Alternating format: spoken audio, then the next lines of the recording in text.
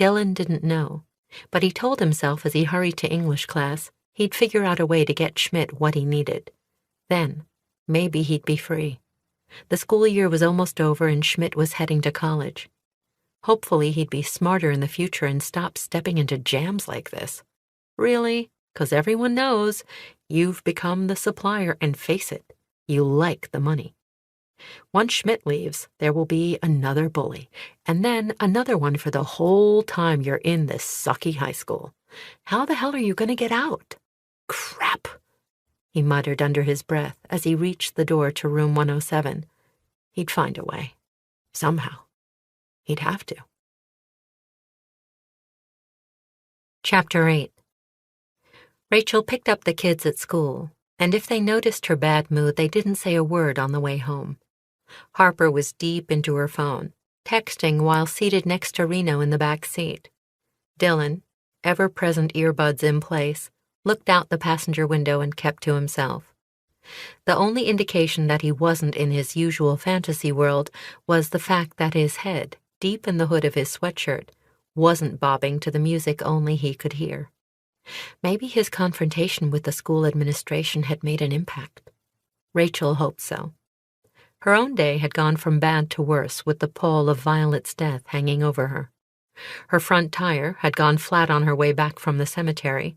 Then her aging workhorse of a printer had finally given up the ghost in the middle of printing notes for the damned meeting tonight. And finally, to top things off, the school had called to report that Dylan had been caught cutting class. "And don't know what's going on with him," Mrs. Walsh had said, and Rachel had pictured the tiny administrator frowning with concern. Or mock concern. Rachel hadn't been sure which. She sometimes suspected Marlene Walsh enjoyed her authority and ability to discipline. "But this is the third time, and that's cause for suspension." "Doesn't that seem to defeat the purpose?" Rachel had pointed out. "If he's cutting class, then why would you reward him by letting him out of school?" The administrator had paused for a beat, as if she hadn't thought of this before, but Rachel suspected differently. "Yes, I know it's all school policy, but I've devised an alternative solution." She then outlined her plan, a far better idea in Rachel's opinion. Would it work? Who knew? Both of her children were pulling away from her, and the little boy who had worn his heart on his sleeve while growing up and who had confided in her had become secretive, as had his sister. Now she parked in the carport and let Reno sniff around the backyard as her kids filed through the back door and she followed. Once they were in the house, Harper still texting as she headed down the hall to her room, Dylan shedding his backpack by the door, Rachel let the hammer fall. "Mrs. Walsh called today." Dylan froze as Harper went into her room. Then he slowly removed his earbuds as Rachel went on. "She told me that she caught you in the hall when you were supposed to be in class." "Oh, I was getting my algebra book." God, did he look guilty. "I know, but you were ditching English." Yeah." Overhearing the conversation, Harper had returned to the hallway, idling as Rachel asked her son, "What were you thinking?" "I don't know." "Oh, come on, Dylan." Rachel didn't bother hiding the exasperation in her voice.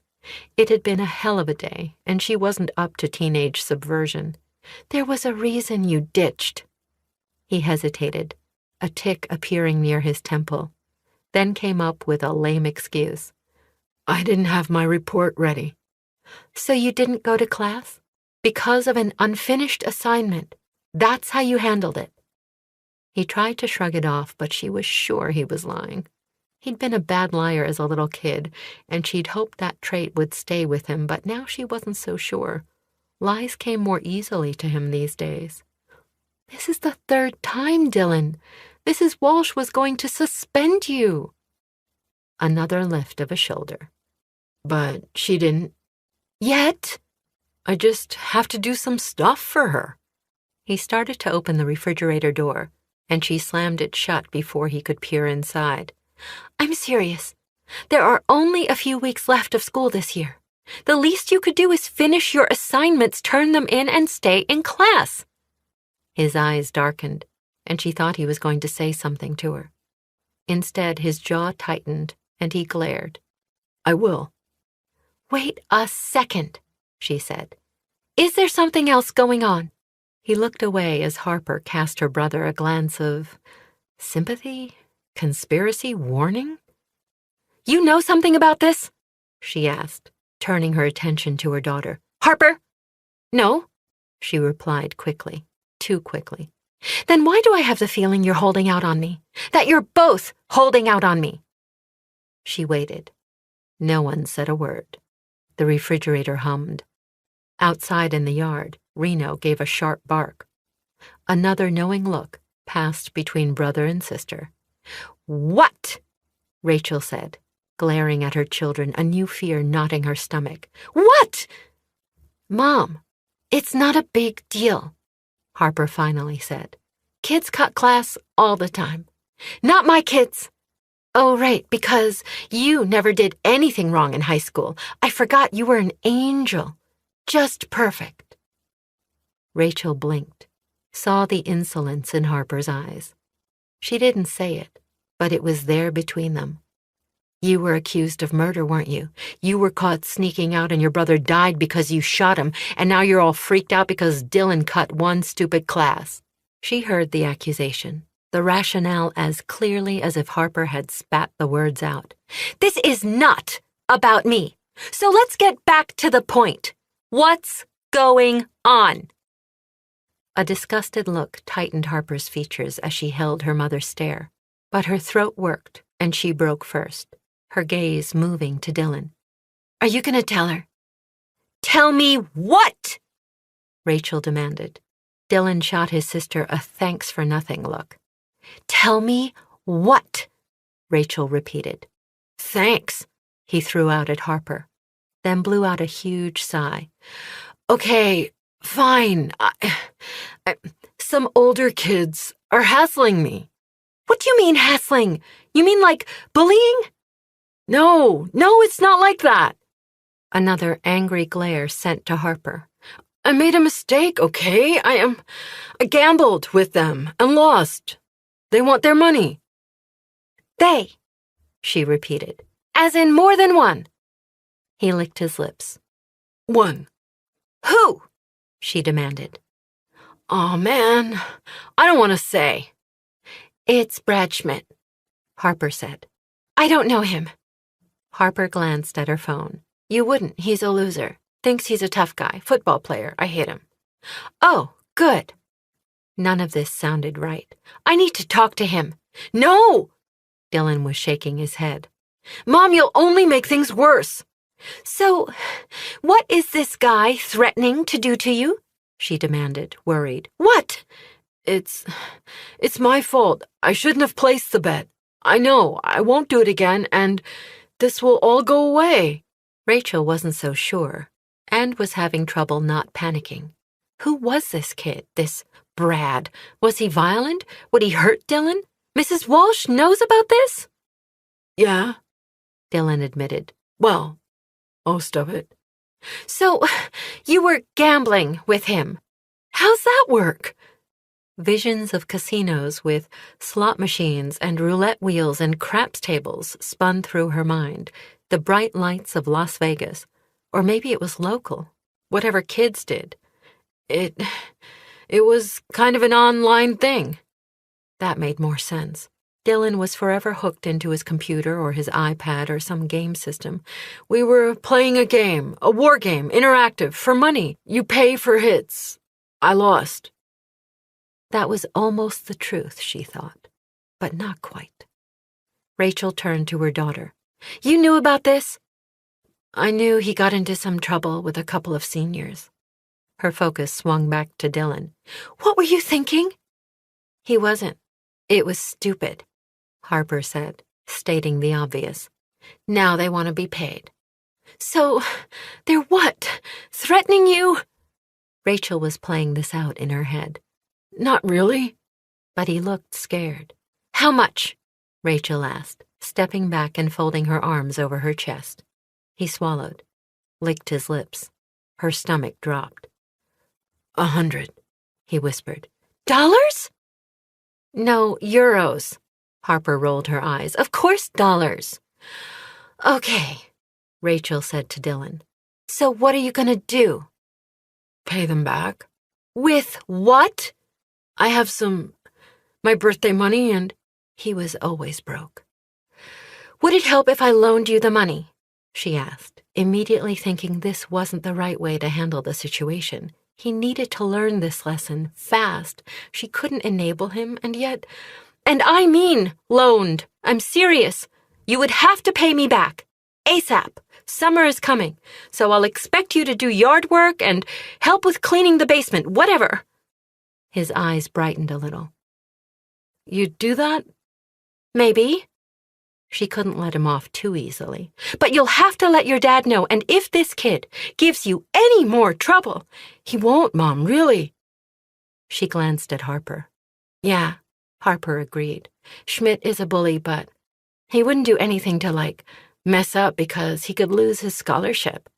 He'd lose it if I made trouble. Don't, Mom, just don't, Dylan said, shooting his sister a dark look. And please, can we just keep Dad out of this? Nope. Oh, man, really? Dylan groaned and rolled his eyes. His whole body slumped. Why? Because he's your dad. But was he really going to argue about it? Hey, what is this? Harper said, as she picked up the newspaper still open on the table.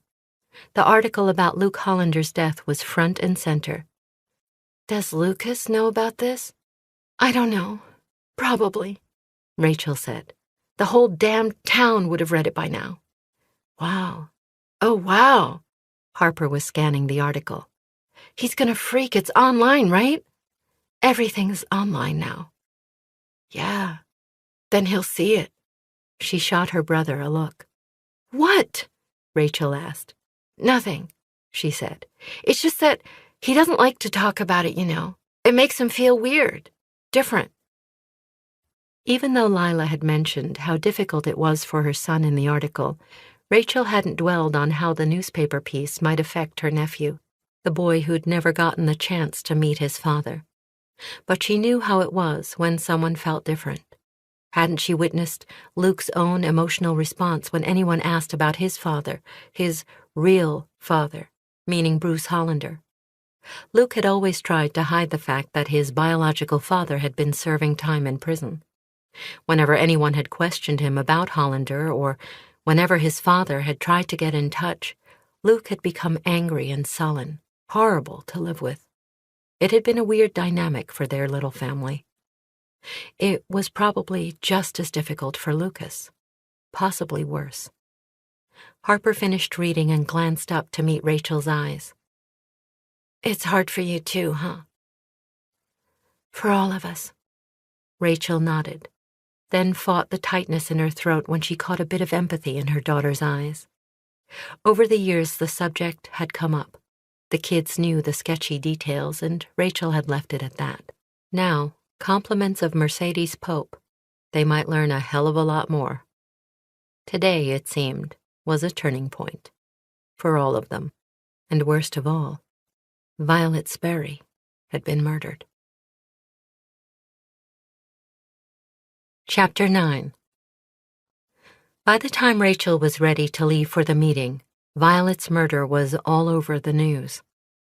Flanked by her kids as they stood in the living room in front of the flat screen, Rachel felt her keys dig into her tightly clenched hand as she watched the press conference where the sheriff himself spoke first into the camera.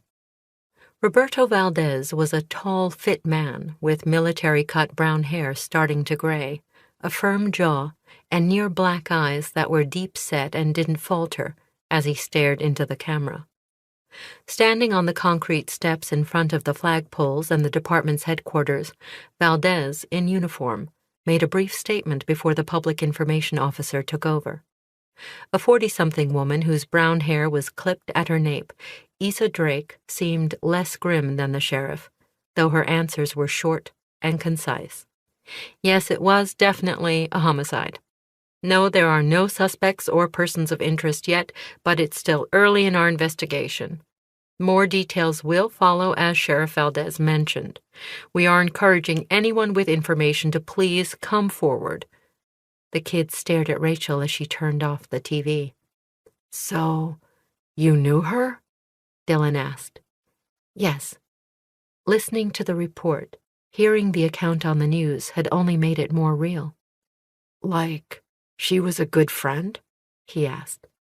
"Not close, but we hung out sometimes. Rarely." "Weird," he said. "More like freaky," Harper said. "Who do you think killed her?" "I don't know," she said. "You must have an idea."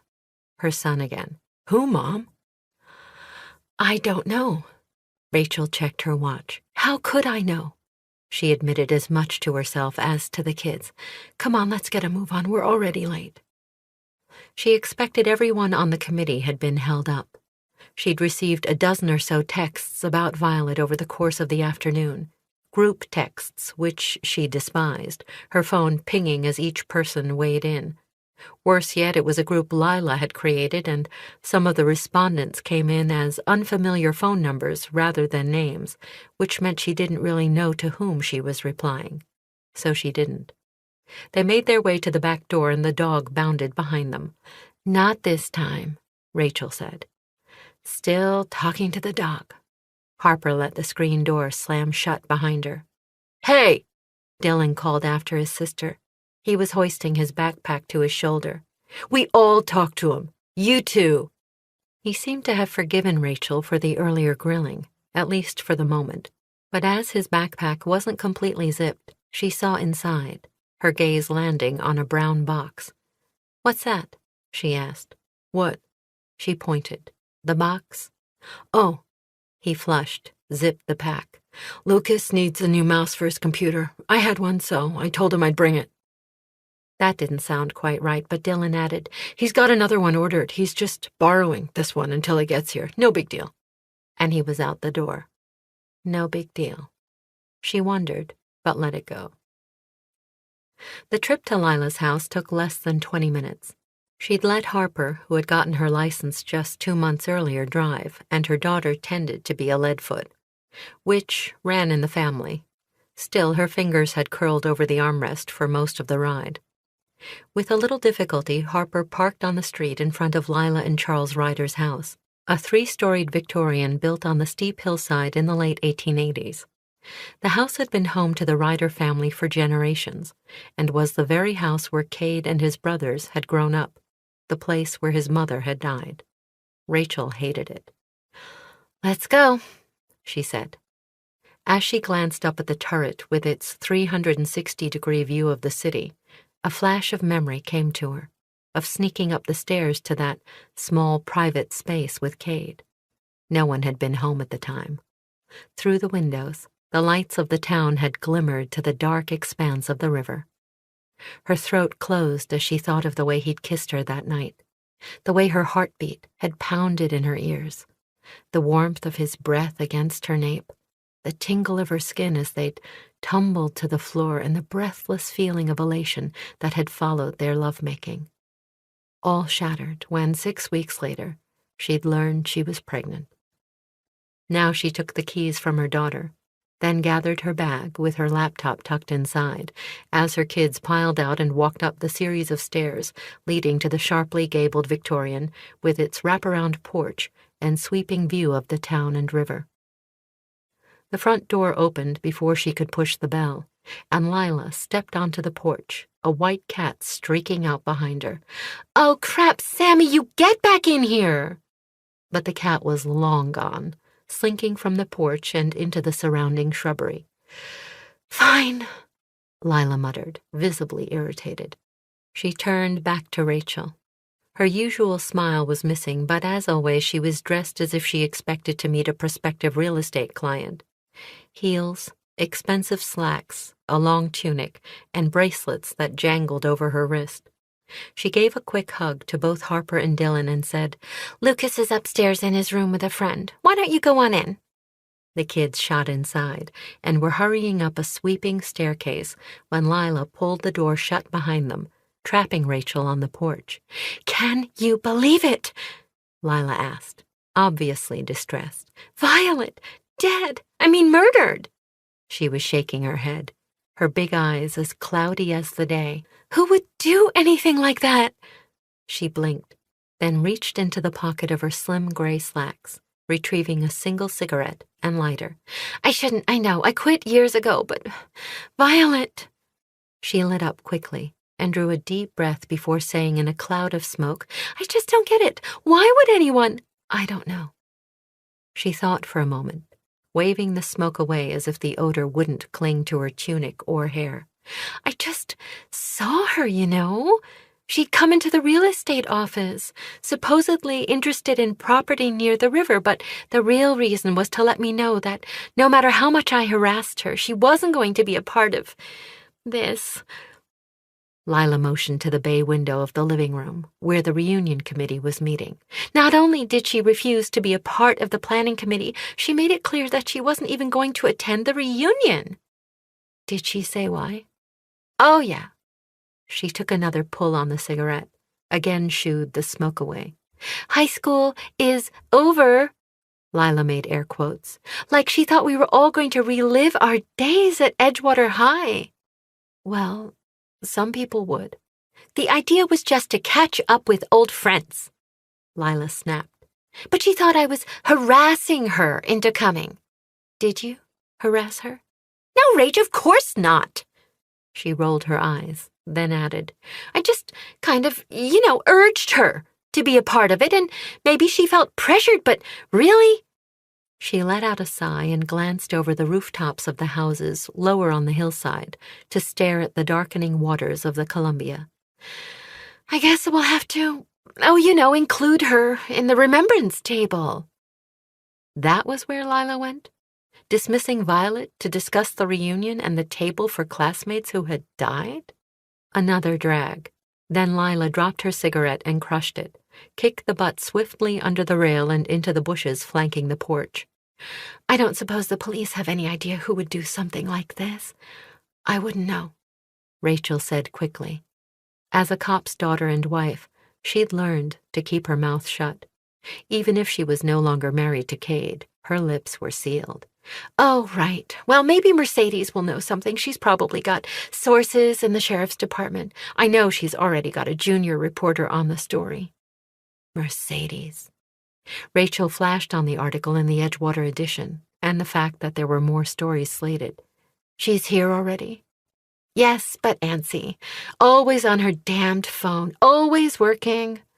Lila found a shaker of Tic Tacs in her pocket and popped a couple of orange tablets, crushed them between her teeth. "She wants to talk to you." "I know. You may as well tell your side of the story," Lila confided, stepping to the door. "She's going to publish the series whether you contribute or not. For the record, I was against it, but—" She shrugged. "You can't fight City Hall or the press." "Can't you?" Rachel thought, and in this case, silently vowed to try. "Aren't you about out of here?" Patricia Voss, the other detective in the department, poked her head around the edge of the partition separating Cade's desk from hers. A large woman with clipped gray hair, zero makeup, and lines creasing her face from years in the sun, she made a big show of checking her watch. "In a few." Cade leaned back in his chair, a cup of this morning's coffee still congealing on his desk in front of a picture of his kids. At the time of the photograph, Harper had been about 11, a gawky tween in shorts and a jacket, trying to hide behind a curtain of hair and looking as if she'd rather be anywhere than the focus of her parents' attention. She'd been standing on the rocky shores of the river with Dylan next to her. In a sweatshirt and jeans, his uncombed hair a wild riot, Dylan had grinned without any inhibitions. He'd been shorter than his sister and skinny, freckles cast over his nose, his teeth still seeming too big for his face. A lot could happen in 6 years. Some good things, some very bad. Trisha's voice brought him back to the present. "It's supposed to get down to the low 40s tonight." She was slipping her arms through the sleeves of her rain jacket. "Can you believe it? This is supposed to be May, for God's sake." She threw a disgusted look through a window to the gloom of the evening. Spoken like a true transplant from California. In the 40s, Ryder, she repeated. Like in 10 degrees above freezing. I know. Brutal. If you say so. I do. She zipped her jacket, then squared a cap on her head before offering him a piece of advice. Go home, Ryder. Enough with all the work. I've got 90 jobs around here, and even I can leave.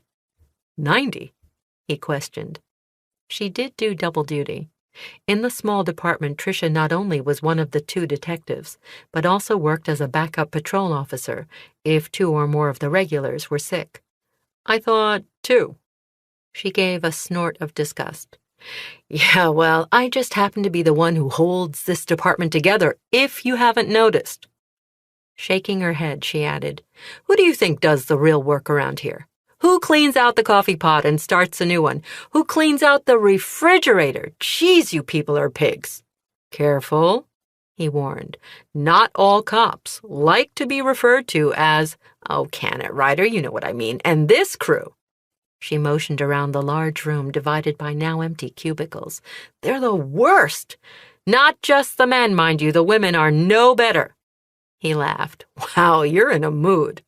Always, as bad as all this is, it's worse at home. He doubted it. Sketching a quick salute, she added, See you Monday. If you're lucky. Funny guy, she muttered, making her way toward the back door. Real funny guy. Some people think so, he called after her, but she was out of earshot. He rotated the kinks from his neck and looked at the file on his desk. Dusty and yellowed, pulled from the archives of closed cases and marked Hollander. He'd never gone over it before, though he'd glanced through the digital files years before, then chastised himself. What was done was done. Everyone thought Rachel killed her brother in a horrible accident. She'd said as much that night, though later she'd been confused and the case had been muddled with conflicting testimony from eyewitnesses, especially Violet Osborne and Anessa Bell, both of whom were friends. Coupled with that, the inconclusive evidence had been a little compromised, as the first officer on the scene had been Rachel's father. A shit show from the get-go, Ned Gaston's partner at the time had said, and been quoted. So why look at it again? It was over, closed, had gathered dust for 2 decades. Maybe it was because it was the anniversary of the tragedy. Maybe it was because he'd felt there had been loose ends, never tied up.